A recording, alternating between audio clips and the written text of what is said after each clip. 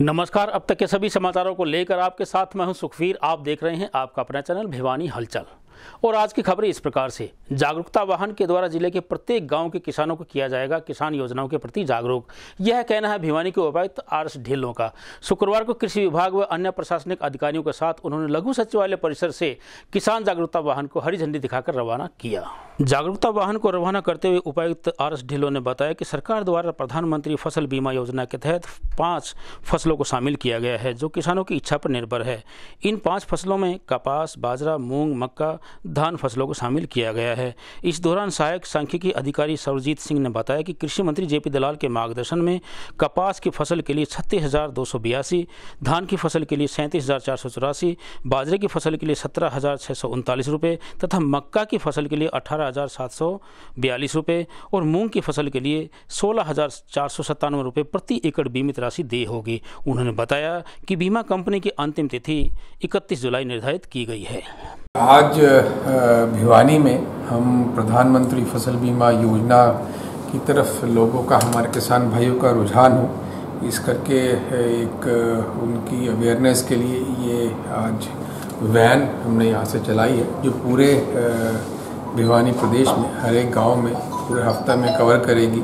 और जितनी भी हमारी फसलें हैं जैसे कपास, धान, बाजरा, मक्का और मूंग जो हमारे यहाँ पर जिनका प्रचलन है, उसमें हम चाहेंगे कि भाई जो हमारे किसान भाई हैं वो ज़्यादा से ज़्यादा अपने आप को इस फसल बीमा योजना के साथ जोड़े।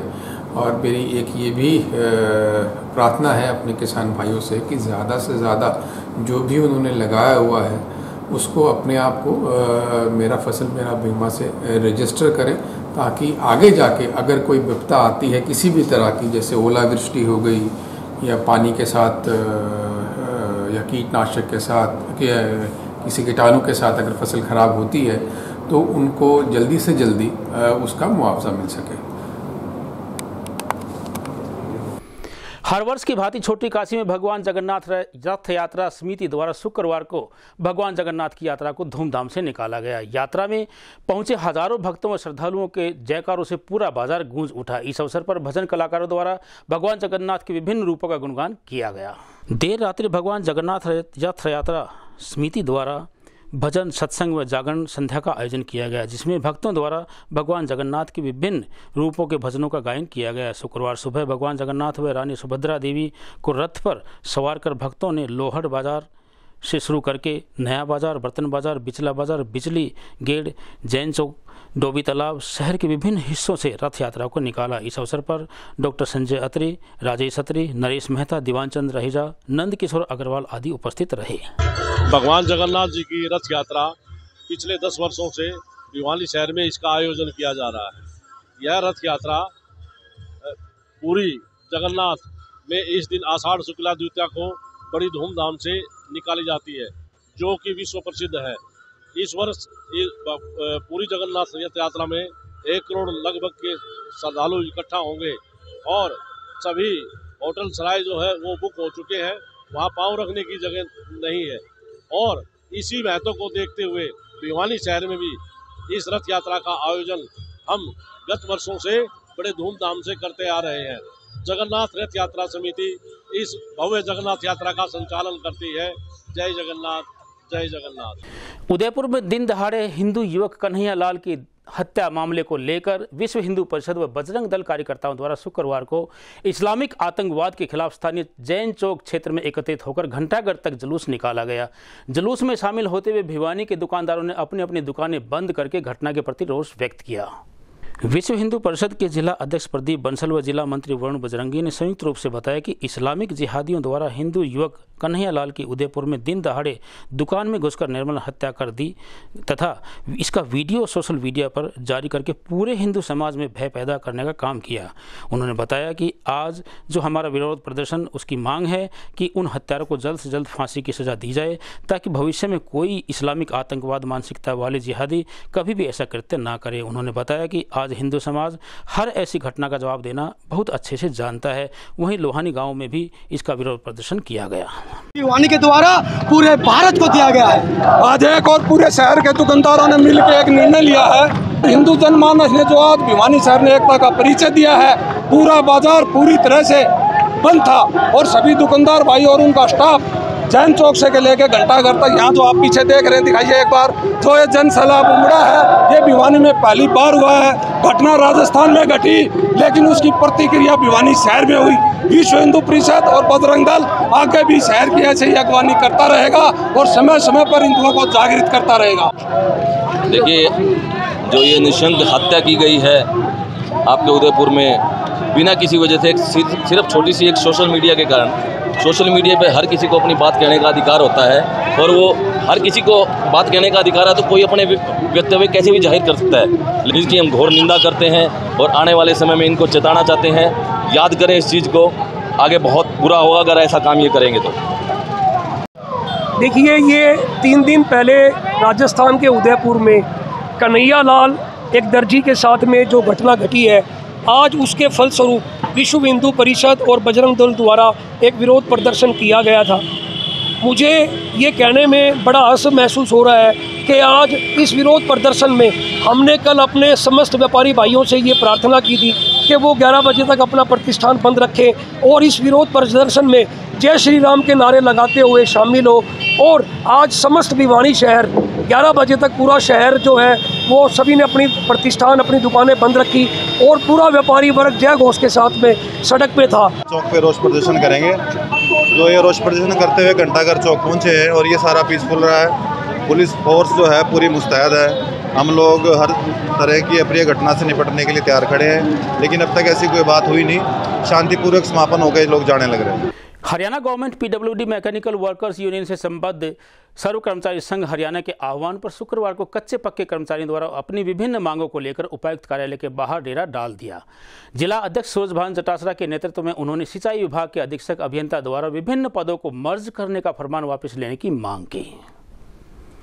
Haryana government PWD mechanical workers union संबद्ध सर्व कर्मचारी संघ हरियाणा के आह्वान पर कच्चे पक्के कर्मचारियों ने डीसी दफ्तर पर डेरा डाला। कर्मियों का नेतृत्व जिला अध्यक्ष सूरजभान जटासरा तथा संचालन सुशील आलमपुर द्वारा किया गया। मुख्य वक्ता के तौर पर राज्य कमेटी सदस्य संदीप सोरखी, आज़ाद भाली, ओम प्रकाश शेखावत व धर्मवीर पंघाल ने बोलते हुए कहा कि सिंचाई विभाग, जन स्वास्थ्य अभियांत्रिकी भवन व सड़कें विभाग में कार्यरत फील्ड कर्मियों को काफ़ी समस्याएं लंबित हैं। सरकार व अफसरशाही का इस तरफ कोई ध्यान नहीं है। उन्होंने कहा कि आज कर्मचारी 15 सूत्रीय मांग पत्र को लेकर राज्य भर में जिला मुख्यालय पर प्रदर्शन कर रहे हैं। कर्मियों ने आक्रोश प्रदर्शन कर उपायुक्त के मार्फत मुख्य सचिव हरियाणा सरकार के नाम एक ज्ञापन भी भेजा। उन्होंने कहा कि लगातार आंदोलन करने के बाद भी उनकी कोई सुनवाई नहीं हो रही है। संगठन मांग कर रहा है कि जन स्वास्थ्य अभियांत्रिकी विभाग में पेयजल सीवरेज के कार्यों को नगर निगम व पंचायतों को हस्तांतरित करने पर रोक लगाई जाए। मैं Surajbhan PWD mechanical worker union 41 जिला प्रधान। आज ये पूरे हरियाणा में 22 जिलों में धरना दे के प्रदर्शन करके ज्ञापन देंगे सीएम के नाम, और हमारी इसमें 15 सूत्रीय मांग पत्र ज्ञापन देंगे। और अगर सरकार समय रहते नहीं चाहती, 8 तारीख को EIC का घेराव करेंगे। 8 तारीख को इसमें हमारे सिंचाई विभाग में पहली मांग तो ये है, पद समाप्त कर दिए।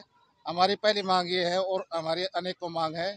पुरानी पेंशन का मुद्दा भी है, कच्चे कर्मचारी को पक्का करने का मुद्दा है, नई भर्ती का मुद्दा है। काफ़ी 15 मांग सूत्री पत्र है। सरकार ने अपनी मांगे नहीं मानी, क्या रहेगा? अगर सरकार ने कर्मचारियों की मांगे नहीं मानी तो 8 तारीख को हमें चंडीगढ़ EIC के गेट पे अनिश्चितकालीन धरना रखेंगे। सरकार को मनवा के ही रहेंगे। जो ये सरकार कर्मचारी विरोधी सरकार है, इससे सरकार का काम नहीं चलेगा, न कर्मचारियों का काम चलेगा। काम ऐसे चलता है, कर्मचारी की अनदेखी न हो और कर्मचारी की भी मांगे मानी जाए और कर्मचारी को भी इज्जत और तवज्जो दी जाए, और नहीं तो हम 8 तारीख से अनिश्चितकालीन धरना रख देंगे।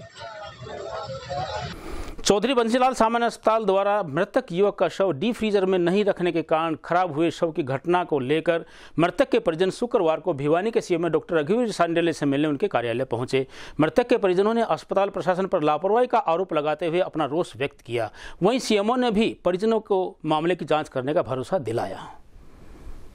प्राप्त जानकारी के अनुसार दीपक सोनी, जिसे भिवानी चौधरी बंसीलाल सामान्य अस्पताल में उसके परिजनों द्वारा लाया गया, जहां पर डॉक्टरों ने उसे मृत घोषित कर दिया। पुलिस नहीं आने के कारण शव को मोर्चरी में रखवा दिया।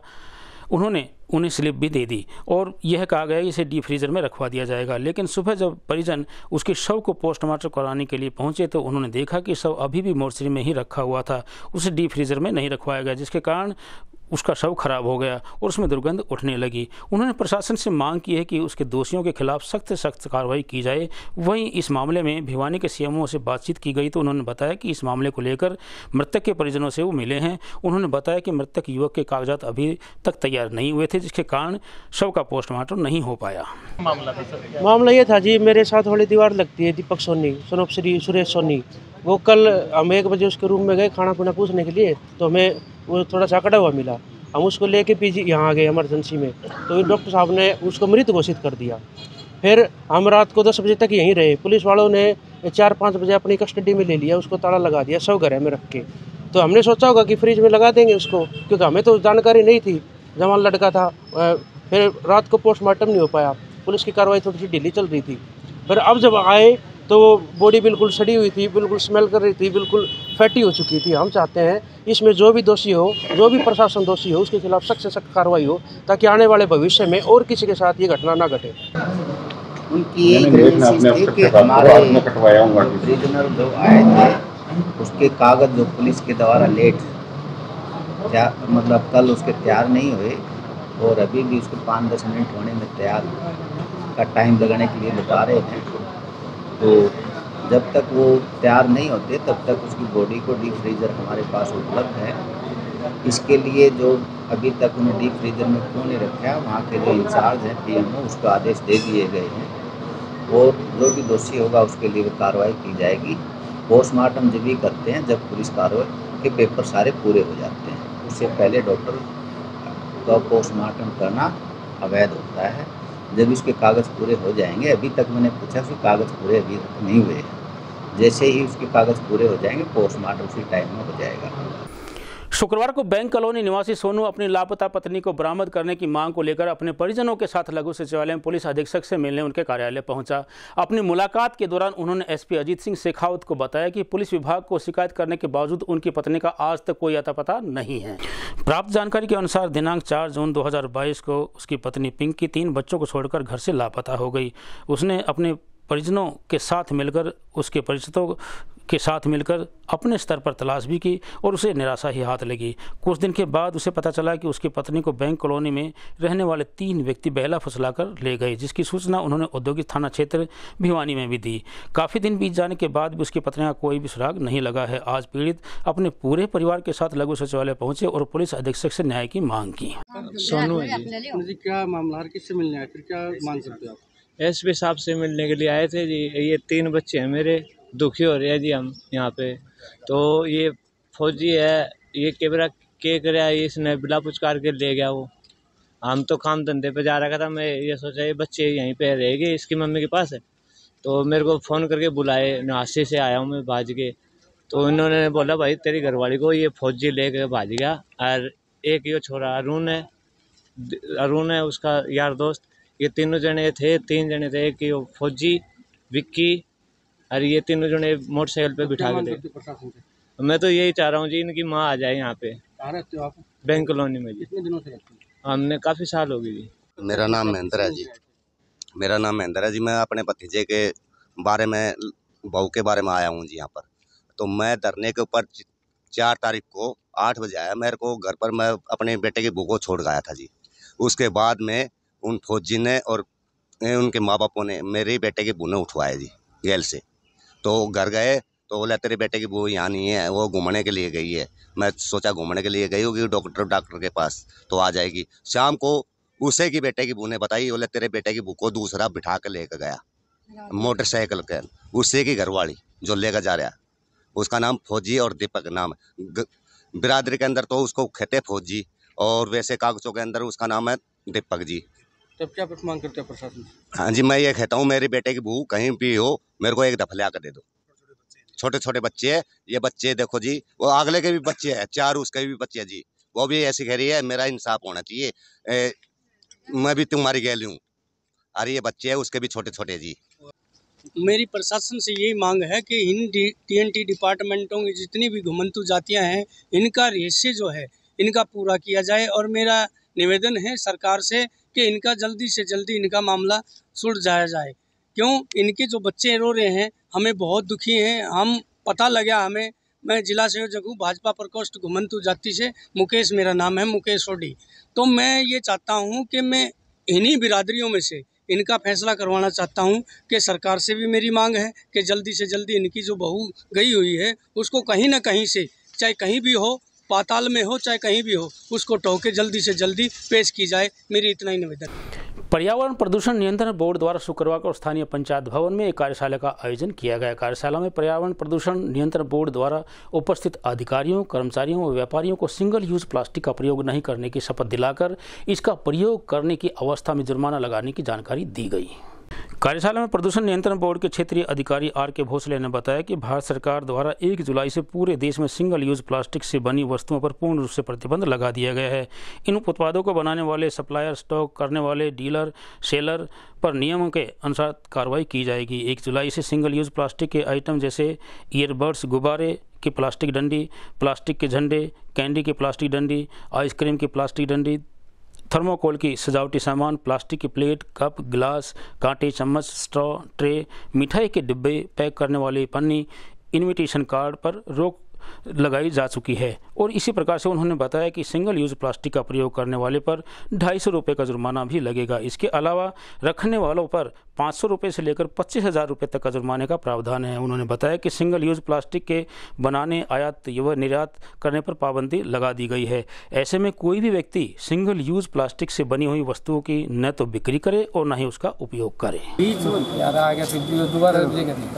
एक सेकेंड जी बानो जी, आज जो मीटिंग की गई थी किस उद्देश्य को लेकर की गई थी, किस प्रकार से सहयोग किया जाएगा? भारत सरकार द्वारा 1 जुलाई से सिंगल यूज प्लास्टिक पर बैन लगाया गया है। उसमें 19 आइटम अभी आई है, बाकी दिसंबर में शुरू होगी। तो व्यापारियों को जो थोक विक्रेता है विशेषकर उनको ये ज्ञान नहीं था कि भाई कौन कौन सी पे बैन लगाया गया है और कौन कौन सी चालू है। जैसे पॉलीथीन है वो 75 माइक्रो की यूज़ कर सकते हैं और दिसंबर के बाद शायद 100 माइक्रो है, 125 माइक्रो उसकी थैली होगी। तो सरकार का भी है कि धीरे धीरे करके इस पॉलीथीन पर कंट्रोल किया जाए। तो कल हम डीसी साहब से मिले थे कि जी हमें इस बारे में जानकारी नहीं है कि कल से जो बंद होगा उसमें क्या क्या चीज़ बंद होगी और क्या क्या खुलेगी। क्यों नगर परिषद के जो कर्मचारी आते हैं उनमें अधिकारी तो एक होता है और बाकी तो उठा लो ये उठा लो, तो एक दुकानदार भी परेशान हो जाता है। जो चीज़ बैन नहीं है वो भी उठा ले जाते हैं, बाद में वो सामान मिलता भी नहीं। तो डीसी साहब ने कल पर्यावरण विभाग को आदेश दिए थे कि भाई कल एक मीटिंग बुलाई, उसी के तहत आज ये मीटिंग बुलाई गई है। उन्होंने पूरे विस्तार से इस बारे में चर्चा की है कि ये चीज़ बैन है, ये चीज़ यूज कर लो। व्यापारियों ने पूरा आश्वासन दिया है कि जो चीज़ बैन है उसका हम धीरे धीरे सब हटा देंगे और पूरा सहयोग करेंगे सरकार को, क्योंकि ये आगे हम हमारे भविष्य के बारे में भी सवाल उठाता है। हम अपने बच्चों के बारे में भविष्य को देखते हुए सरकार का पूरा सहयोग करेंगे। सिंगल यूज़ का जो आज मीटिंग ली गई थी उसमें कितना सहयोग रहेगा? हम ये चाहते हैं, हम सब जानते हैं कि प्लास्टिक वाकई ही बहुत खतरनाक है, परंतु हमारी ये समस्या है जो ऑलरेडी हमारे पास कुछ प्लास्टिक पड़ा है उसका निपटारण कैसे करें, उसके लिए कुछ समय सीमा दी जाए ताकि हम आगे से कुछ परचेज नहीं करेंगे, ये हमारा वादा है। परंतु जो हमारे पास कुछ स्टॉक पड़ा है उसके लिए कुछ समय सीमा बढ़ाई जाए। तो जो सिंगल यूज़ आगे ग्राहक को भी देना है या फिर उससे नहीं लेना है, इसको लेकर क्या व्यापारी वर्ग क्या करेगा? ये प्रशासन कुछ आइटमें और लाने के लिए कह रहे हैं, जैसे कि जो यूजेबल हैं। हाँ ठीक है, हम उनका अच्छे से पालन करेंगे और वही आइटमें यूज़ करेंगे। परंतु जो हमारे पास पुराने स्टॉक पड़े हैं उसके लिए कुछ ना कुछ समाधान किया जाए। जी, क्या नाम है, क्या काम करते हो, और जो सिंगल यूज प्लास्टिक बैन किया गया आज से, उसको लेकर क्या कहेंगे? सर ऐसा है, जैसे मेरा नाम अनिल है, मैं भिवानी से आया हूँ। 1 जुलाई से जैसे इन्होंने सिंगल यूज आइटम इस पर प्रतिबंध किया है, वो अच्छी पहल है, अच्छी सोच है। ये होना भी चाहिए था काफ़ी समय पहले, मतलब जैसे जब भी हुआ। लेकिन कुछ सिंगल यूज को लेकर कईयों के दिमाग में कई क्वेश्चंस है कि हम किसको यूज करें, किसको, अभी तक सबका डाउट क्लियर नहीं हुआ है। मेरी प्रशासन यही रिक्वेस्ट है कि एक बार एक ऐसा सेमिनार दोबारा आयोजित किया जाए जिसमें ये बताया जाए क्या यूज किया जाए, तो उसमें थोड़ा क्लियरली सबको बताया जाए। एक सेकंड जैसे किसी दुकानों पर आते हैं चेकिंग करने के दौरान, तो पूरी इनकी टीम उस दुकान पे ना घुस करके 1 या 2 ऑफिसर से उसको सर्च करना है तो करे। ये ना हो कि इसको क्रिमिनल समझा जाए। वो अपना पालन पोषण कर रहा है और जितना हो सकता है वो कोऑपरेट करेगा। तो क्या मानते जो प्रशासन द्वारा जागरूकता दिखानी चाहिए थी, लोगों को जागरूक करना चाहिए था कि ये चीज़ बैन होने वाली है, ये नहीं होने वाली, क्या वो प्रशासन ने सही तरीके से किया है? सरकार ने अपनी तरफ से और प्रशासन अपनी तरफ से पूरा जागरूक अच्छी तरह किया है, लेकिन लोगों के माइंड में अभी भी नहीं आ रहा, वो क्लियर नहीं हो रही शायद। लेकिन प्रशासन अपनी तरफ से पूरा क्लियर कर दिया है, लेकिन जनता के बीच में लग नहीं रहा है भिवानी। जी हाँ, क्या कहेंगे जो आज मैं ये कहना चाहता हूँ, ये जो सरकार का आदेश है इसको हम मानने को तैयार हैं, पूरा ओबे करेंगे। लेकिन उसके साथ जो हमारे दुकानदारों को दिक्कत है वो दिक्कत भी सॉल्व की जाए। क्या दिक्कतें हैं? अब दिक्कत क्या है जी, अब जैसे छोटी छोटी आइटमें हैं, अब ये सरकार जो पैक करके बेचती है ये उसको भी बैन लगा रहे हैं। अब जैसे हल्दी है, मिर्च है, धनिया है, अगर हम लेते हैं कंपनी वाली MDH की तो वो 100 ग्राम की कीमत पता कितनी है? जो हम 200 ग्राम देंगे उसकी कीमत 100 ग्राम की हो जाती है, 300-400 रुपये किलो देते हैं, और हम वो बेचते हैं 100-150 रुपये किलो। वो मार किसको लगेगी? ग्राहक लेगा नहीं। हम ये चाहते हैं कि उसका ये प्रावधान हो कि हम उसको पैक कर दें। पैकिंग का साधन ये हमें बताएं भी इस तारीख का हो, हम वो कर देंगे। या बड़ी कंपनी बंद हो जाओ। अब ये मैकरोनी पास्ता है, एक सिंपल आता है जी 10 किलो की थैली, अरे कंपनी की आप ले लो, वो मैडम मान लो कंपनी की तो पड़ती है जाके 80-90 रुपये, और ये दे देते हैं हमारे को 40-45 रुपये किलो, 60 रुपये किलो हम बेच देते हैं, और वो बेचनी पड़ेगी 100 रुपये किलो। वो मार किसको लगेगी? मार तो हम ग्राहक को ही लगेगी। हम ये चाहते हैं कि ये इसका ऐसा कोई विकल्प हमारे को दुकानदार को मिल जाए कि दुकानदार भी ठीक रहे और वो सौदा ठीक बिकता भी रहे कम रेट में। हमारा और कोई मतलब नहीं है। हम ये चाहते हैं कि ये जो अगर ये है नुकसान हो रहा है इसका विकल्प तो कोई सरकार दे हमारे को। अब एक बात और सुनो, ये छोटा सा दुकानदार से समोसे बनाओ से, अरे इतनी वो चटनी देनी है, क्या में डाल के देगा? सर क्या कहेंगे? सर आज एक बैठक का आयोजन किया गया था जिसमें व्यापारी वर्ग शामिल हुआ है, किस उद्देश्य को लेकर ये बैठक की गई थी? आज की ये जो वर्कशॉप है सिंगल यूज प्लास्टिक को बैन करने के बारे में जो पर्यावरण मंत्रालय द्वारा नोटिफिकेशन जारी की गई है, जो कि आज की तारीख से पूरे इंडिया में प्रतिबंधित किया गया, उसी बारे में जो हमारे डिस्ट्रीब्यूटर हैं, रिटेलर्स हैं, जो ऐसे आइटम्स को बेचते या रखते हैं, उनको जागरूक करने के लिए, अवगत कराने के लिए ये आज की सेमिनार रखी गई थी। इनको बताया गया कि जो कि सिंगल यूज़ आइटम्स हैं उनके बारे में, जैसे कि हमारी पॉलीस्टीरीन थर्मोकोल से बनी हुई डेकोरेटिव आइटम है, कप प्लेट्स, थर्मोकोल की प्लेट्स हैं, आइसक्रीम स्टिक्स हैं, ग्लास कटलरीज हैं, फॉर्क्स हैं, स्पून एक्सेट्रा, प्लास्टिक PVC के बैनर्स हैं जो कि 100 माइक्रोन से कम थिकनेस के, वो सारी चीज़ें प्रतिबंधित हैं क्योंकि ये हमारे पर्यावरण के लिए खतरा है। क्योंकि पर्यावरण में अगर ये चली जाती है इजीली बायोडिग्रेडेबल नहीं होती हैं और ये सालों साल हमारे उसमें पड़ी रहती हैं पर्यावरण में। सॉइल में चली जाए तो उसको इनफर्टाइल कर देती हैं, नदी नालों में चली जाए हमारे उनको चोक कर देती हैं। अगर हमारे पशु गाय या नंदी वगैरह इसको खा लेते हैं उनको इवन उनकी डेथ तक हो जाती है, उनको बीमारियां हो जाती हैं। और अगर हम इसको बर्न कर देते हैं, जला देते हैं, तो इससे जो गैसेस निकलती हैं वो बहुत ही हार्मफुल होती हैं, इवन कार्सिनोजेनिक, जिनको कहते हैं कि कैंसर जैसी घातक रोग हमें करती हैं और रेस्पिरेटरी डिसीजेज हमारे होते हैं। इसलिए सरकार ने इसको बैन किया है और सभी से, आम जन से सहयोग हेतु, और ये खासकर हमारे डिस्ट्रीब्यूटर्स जो हैं इसके, उनसे सहयोग के लिए अपील करने के लिए और उनको समझाने के लिए आज की ये वर्कशॉप यहाँ पे आज की गई। सर, जो सिंगल यूज प्लास्टिक अगर रखता है जी, तो उसका किस प्रकार से चालान किया जाएगा, कितने रुपए तक का चालान है, कानून में क्या प्रावधान? बिल्कुल, वो मैंने अभी बताया था, फिर भी रिपीट कर देते हैं। इसमें जो वायोलेटर्स हैं, जो इसका अवहेलना करेंगे, उनके लिए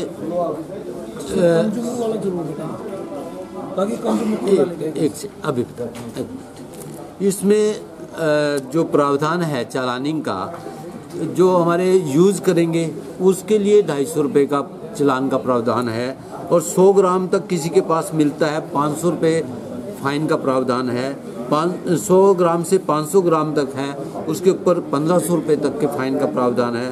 500 ग्राम से 1 किलोग्राम के बीच में जो रखता है उस पर 3000 रुपये तक का फाइन लगाया जा सकता है, और 1 किलो से 5 किलो तक अगर किसी के पास मिलता है तो उस पर 10,000 तक का फाइन लगाया जा सकता है। 5 किलो से 10 किलो तक जो है हम 20,000 रुपये का फाइन लगाने का प्रावधान है, और 10 किलो से भी अधिक किसी पे पाया जाता है तो उस पर मैक्सिमम 25,000 तक का फाइन लग सकता है। और अगर रिपीट करेगा आदमी, बार बार करता है, तो उसका जो ये दुकान है या शॉप है उसको सील भी किया जा सकता है। सर, कंज्यूमर होता है उसके लिए भी कुछ, कंज्यूमर के लिए भी 250 रुपये का चालान का प्रावधान। तो आज ये मीटिंग रखी गई सर, जो व्यापारी वर्ग है, क्या सहयोग कि उन्होंने क्या आश्वासन दिया? सभी ने सहयोग का आश्वासन दिया है कि हम इसमें पूरा सहयोग देंगे। अभी हम उनको शर्त भी दिलाएंगे कि हम इसमें पूरा सहयोग करेंगे। आज की खबरों में बस इतना ही। अब मुझे दीजिए इजाजत। देखते रहिए आपका अपना चैनल भिवानी हलचल।